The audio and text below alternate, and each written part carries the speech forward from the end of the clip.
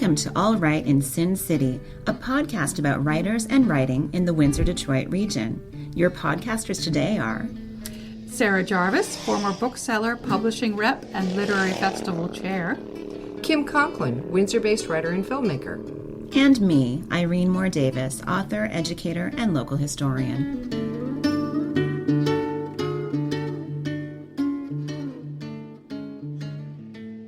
Dale Jacobs is the author of Graphic Encounters, Comics, and the Sponsorship of Multimodal Literacy 2013, and the co-author with Heidi L.M. Jacobs of 100 Miles of Baseball, 50 Games, One Summer, published in 2021. Dale's essays have appeared in journals including, but not limited to, Inks, the Journal of the Comics Studies Society, English Journal, College Composition and Communication, Biography, Canadian Review of Comparative Literature, Journal of Comics and Culture, and Studies in Comics. Dale is the editor of the Miles Horton Reader, 2003, and Jeff Lemire Conversations, 2021, as well as the co-editor of A Way to Move, Rhetorics of Emotion and Composition Studies in 2003. He lives in Windsor, Ontario, where he is a faculty member in the Department of English and Creative Writing at the University of Windsor. His latest book, released this year by Wilfrid Laurier Press, is On Comics and Grief. Welcome back to the podcast, Dale Jacobs. Thank you for having me. This book, On Comics and Grief, began as an article.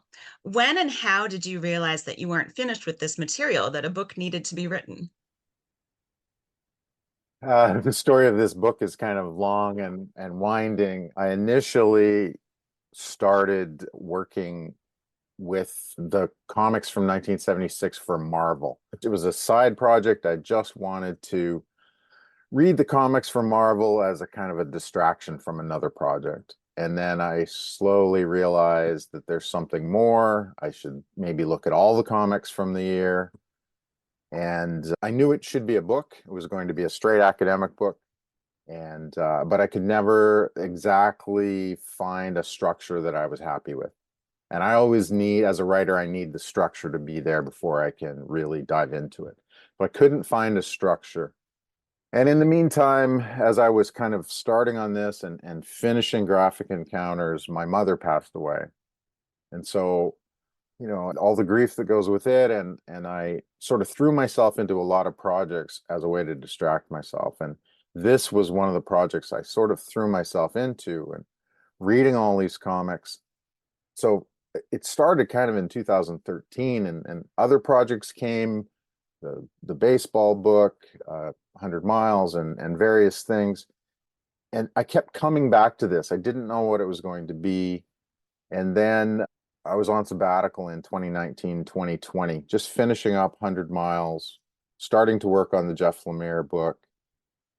And we were cooking dinner, and I said to Heidi, I'll be back in a few minutes. And I walked into my office and I wrote the beginning of what would become the article for Inks, and realized that really what's behind this project is I was 10 in 1976. Mom was still alive, and I'm interested intellectually in the comics, but a lot of the reason for choosing it was that safety of Mom being still alive, being a big part of my life.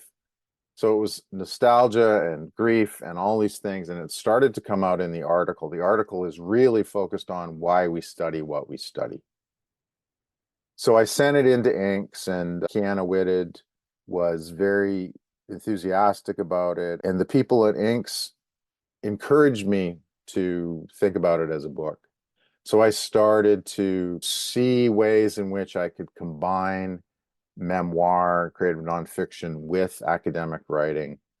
And it sort of evolved from there. I sent Wilfrid Laurier, the editors for a new comic series, I sent them the essay and just a brief note that said, I'd like to develop this into a book. Are you interested? And so they were. They sort of took it on faith, and it went from there. Early on in the book, there's a quote that I really love in which you say, I tried for years to write this as a conventional academic monograph, but I couldn't. Yeah. what you hold in your hands is what I need to write, what I have the privilege to write because I have tenure and I'm no longer chasing promotion. I can take chances, push back, do things differently. So essentially, you didn't need anyone's permission to write a book that focused on comic books and memories of your mom, including the process of losing her and the grief that followed. What have the reactions been to this very dual focus that you've employed in this book? I mean, they've been wholly positive so far. I've had very good reaction from everyone at the press and the editors and readers as it went through, because it's only been out a month. I'm just starting to hear reactions from people reading it, but it's been very positive, and I've had a number of people say, it's nice to be able to include the personal. I'm so glad you did this, because one of the things I hope to do is give other people sort of an idea that they can also do it. There are instances where it's not appropriate. I talk about writing a article for the Oxford Handbook of Comic Book Studies. It wouldn't have been appropriate in that situation, but sometimes it is, and sometimes it sheds light on the material in ways that I wouldn't have had if I wasn't using a personal lens. It led me to think about the comics in different ways, just like the comics led me to think about mom in different ways. Did 10-year-old you love comics as much as you do and you're older? And that year of 1976, is that significant for the comic books as well, for the era of comic books? And that's why you chose that year? I loved comic books when I was 10. Yeah, and I went away from them for a long time. I didn't read comics from, I don't know, probably 1990 until my students started giving me comics in 2002, 2003. And I started to see ways in which I might write about them. And that was initially from a literacy perspective, because that's my training is in literacy studies.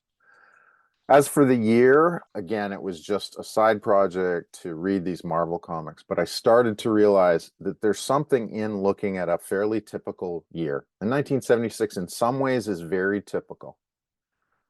In other ways, it's not. By 1976, there were only 6 comic book publishers left, and then a couple doing black and white magazine comics.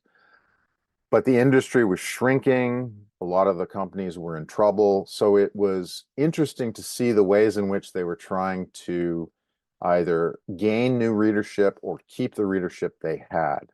So a lot of the strategies, that was really interesting. The bicentennial is that year, so I was also very interested in the ways they were capitalizing or trying to capitalize on the bicentennial and connecting themselves to that as an event. To a lesser extent, the Olympics, although that doesn't occur that much. So I think in comic studies, we often want to study the impressive, the best examples. But there's something in studying the typical, in this kind of ephemeral material that kids read that wasn't expected to stay around, to think about what were people experiencing as they read. How did they make sense of these very transitory kinds of objects?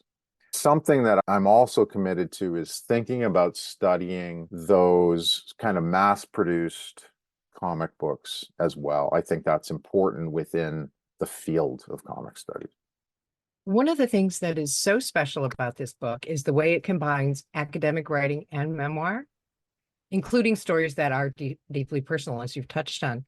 How heavy was the burden of writing about the death of your mother, and what kind of self-care practices helped you keep everything in balance throughout that process?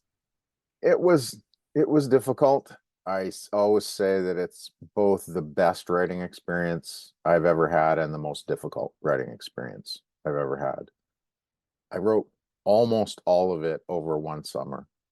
So it was very intense. I was writing every day and drafting material. So it was a pleasure to think about mom every day. It was also difficult to think about losing her and losing other people in my life, because that's one of the things I get into in the book. Part of what I did is I have three sisters and we have a group chat, and so I would share bits of writing with them about I didn't share the comic stuff, but I shared the stuff about mom and ran things by them and asked them for their memories, and that helped a lot. And then, I have a very supportive partner, so talking to her, and she's also a writer, so that helped. I think that's, and every once in a while sitting at my computer and crying. And that certainly happened on a couple occasions, a couple particular stories, writing them. But it was an important process, I think, for me. At the time of mom's funeral, I felt like I couldn't speak. None of my sisters could either. None of us were able to deliver the eulogy because it was just too painful. So it was actually my brother-in-law. And so I feel like this book is the eulogy that I couldn't write at that time.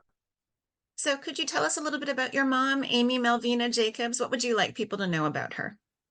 One of the things I talk about in the book is that she's very interested in fashion and in making clothes. I speculate a lot on what she would have done if the circumstances could have been different. I think she might have gone into clothes design. She and my father were raised during the Depression, so both of them had to leave school after grade 8. They didn't have the kinds of opportunities that I had and my sisters had. So one of the things I think about in the book is, all of us feel like we don't really know our parents. And especially after you lose them, then you can't even ask them more questions. So some of it's thinking about her history. For example, she went from the small town in Alberta where she was from to Edmonton for a while to go to beauty school, hairdressing school. And she had to come back. And we always thought it was because of a family member being ill.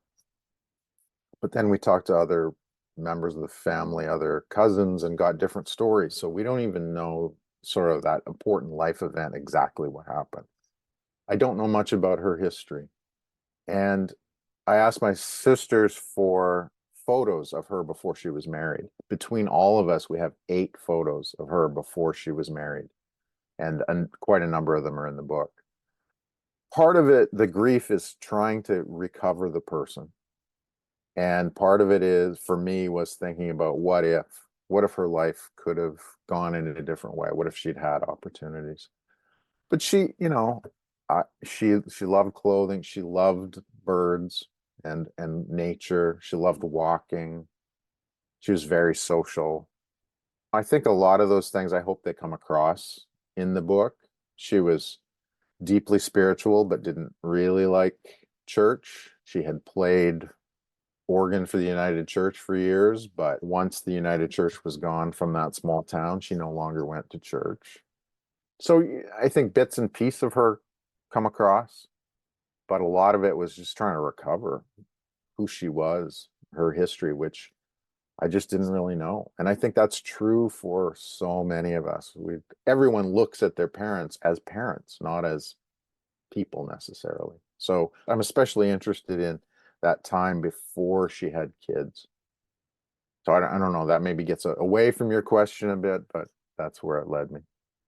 No, that's a beautiful description about grief, and I think the way we all feel about people we've lost. In terms of the comic studies aspect of the book, you move through the year 1976, month by month, highlighting 2 comic books per month. How many 1976 comics did you actually read? Was it hard to choose those 24 comics that you ended up highlighting? And why did they rise to the surface? So there are about 2,300 comics that year, which I read all of, and I own most of in physical form. There's a few I didn't buy because there are issues there that are worth $300-400. There's one that's worth almost $1,000. Of course, did not buy those. I read them either in collected form or in digital form, but I probably have 95% of the comics. How to choose those? I knew that I needed to have a representative of all the companies publishing. So that was baseline. There were 6 still publishing at that time. And I knew I also wanted to have all the genres represented. So often we think, oh, it was just superhero comics, but that's not true. Even Marvel and DC were still publishing other comics. So I knew I needed to have romance comics and war comics and westerns and horror and funny animal comics and teen comics and fantasy comics, the gamut. So it was partially trying to negotiate that. There were certain comics I knew I wanted to use because I remembered reading them. So there's a Marvel team up comic where Spider-Man and the Scarlet Witch go back to the Salem witch trials, and I remember reading that.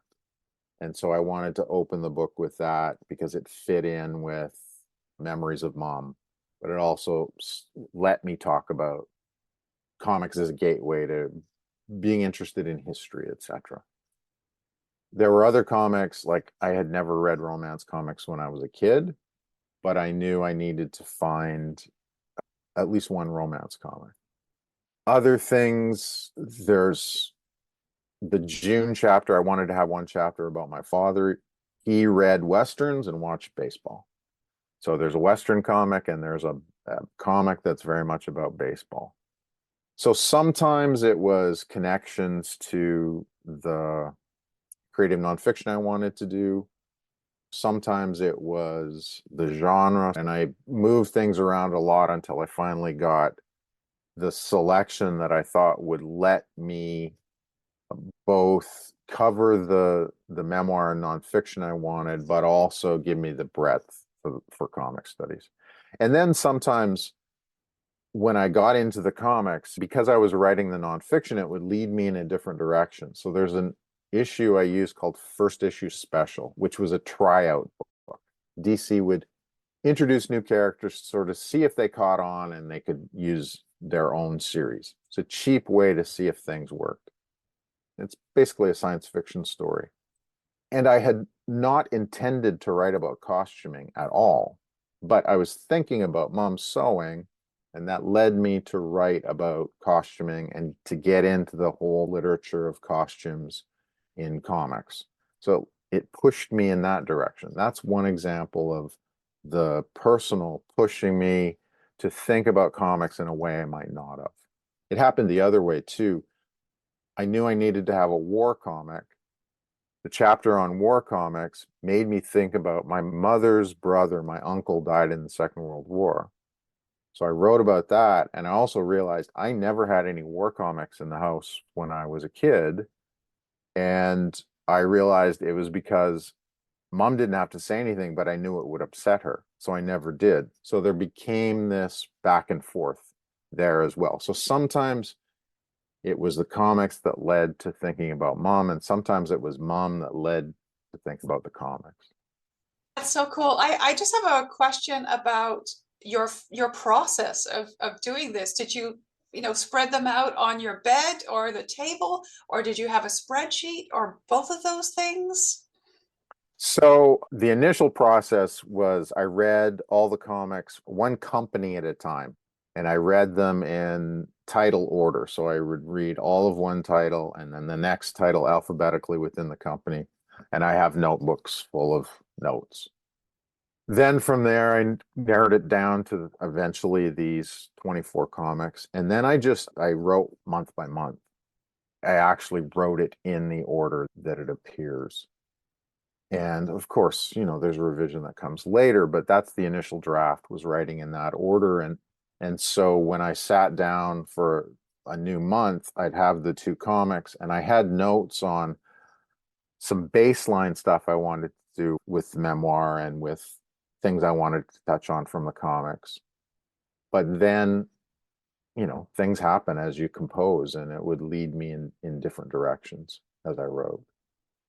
But no, I didn't really use a spreadsheet. I have lists that comics.org were nice enough to supply me for all the comics that were available. And then I do a lot of stuff by hand in my notebooks. This book is quite an ambitious project. What do you hope the average reader will take away? And what do you hope the book contributes to comic studies, memoir, or even to the way we think about academic writing in general? I guess I hope the average person sees something that's useful in thinking about grief and in the ways in which nostalgia can be used to think about grief. For me, that's wrapped up with comic studies. I mean, partially it's a book in that I hope will lead people to think about a typical year or typical comics. So that's one thing.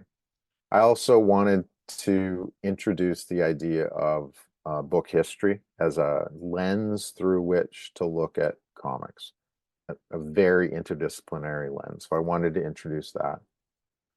But I wanted to also, again, look at the personal as a way to approach scholarship and to play with what academic writing looks like. So that's one of the ways I do that.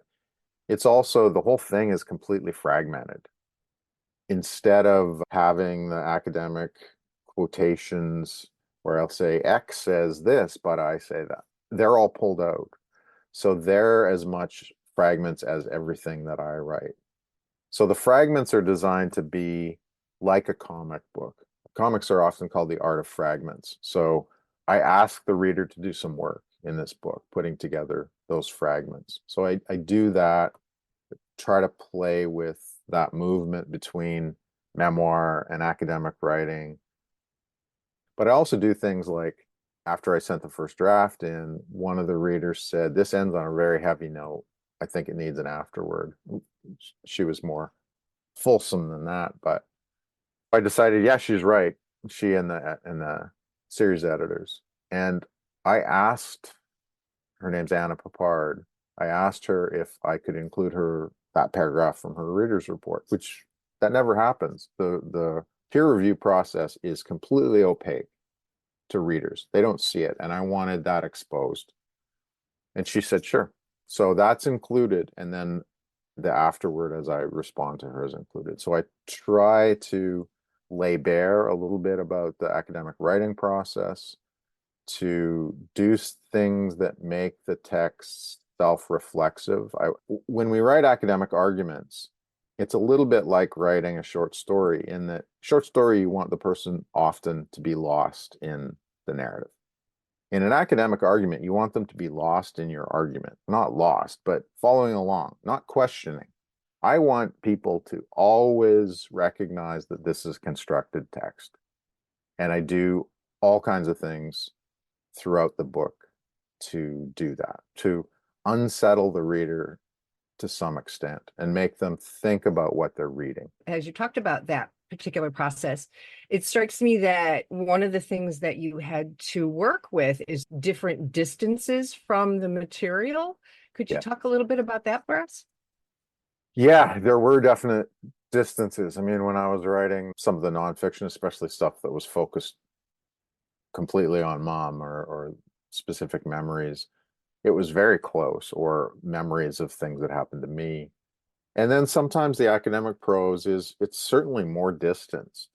But there's a couple times in the book where I would write a paragraph and I realized this is straight boilerplate academic prose, or very distant. So actually there's one point where I write a paragraph and then the next section says, well, wait a second. That's not exactly how I think I should be writing. And I stop myself and rethink the paragraph. But instead of excising that from the manuscript, I left it in so that people could see that process. So yeah, it is definitely degrees of distance throughout. And it was sort of intuitive as I wrote, but sometimes I would have to rethink, and that's one instance. Are you working on any new writing now? The next book manuscript is with my editor. I did the first round of edits. I think there's one more small round of edits. It's a book called Chasing Baseball, and it's out with Invisible Publishing in March of next year.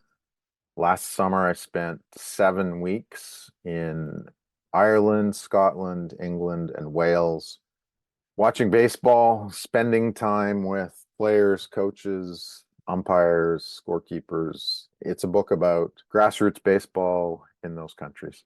So yeah, that's where my head is now. It's back in baseball. I had a great time following your travels on Instagram. That was awesome. Thanks. Would you like to read some of your work for our listeners? Sure. I'll read actually two very short sections. I'll read from the first page of the introduction, and then I'll read something from the July section. There are two epigraphs that open, and they're also examples of that idea of pulling the quotations out. So I'll read the two of them, and then I will read the first paragraph. The first epigraph is from Barbara Postma from her book Narrative Structure in Comics, Making Sense of Fragments. The story that emerges is fragmented, shifting between past and present, dream and reality. Comics are inherently fragmented, and many comics exploit or echo this fragmentation in their narrations. And the second is from Nancy K. Miller's Bequest and Betrayal, Memoirs of a Parent's Death. As I write myself into and out of other stories, in counterpoint to dramas lived on other stages, scenes from my personal history take on new significance. Can my story or yours ever be more than that, a dialogue enacted with other selves? And then this is the first paragraph of the book in my voice. The email came when I was sitting at my mother's bedside in the spring of 2013.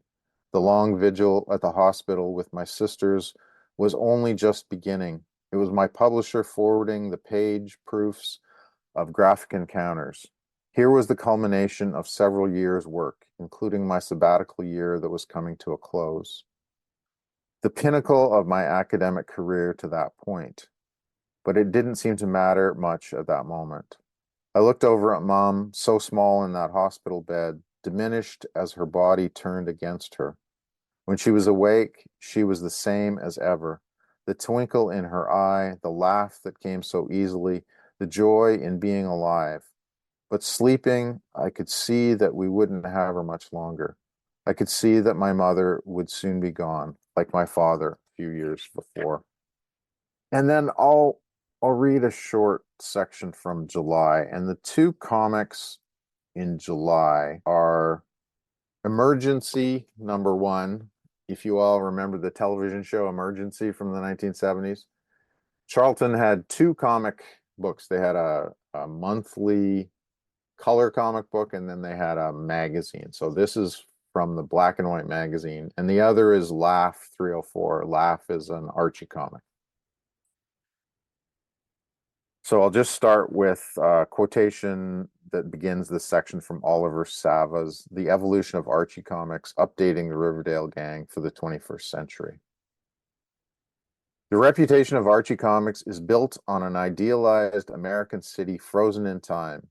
Inspired by MGM's Andy Hardy films of the 1930s, Riverdale, the home of Archie Andrews, Betty Cooper, Veronica Lodge, and the rest of the Archie gang, is a place where soda shops are still the preferred teen hangout spots, and adolescent love triangles never end because the characters never age. And then this is my voice. I was not only a first-generation college student, I was a first-generation high school student. There were so many things I didn't understand as I made my way through undergraduate and graduate school. So many things I had to try to piece together. Not only ideas, but how to pronounce words, how to navigate the university bureaucracy, how to study, how to act. But even high school was a place I had to figure out on my own. It quickly became apparent that high school wasn't like it was in the Archie comics, and it wasn't until I was a senior, though we never would have called it that in rural Alberta, that I felt like I fit in at all. But at least I was able to attend high school and undergraduate and graduate school, opportunities that were never an option for either of my parents.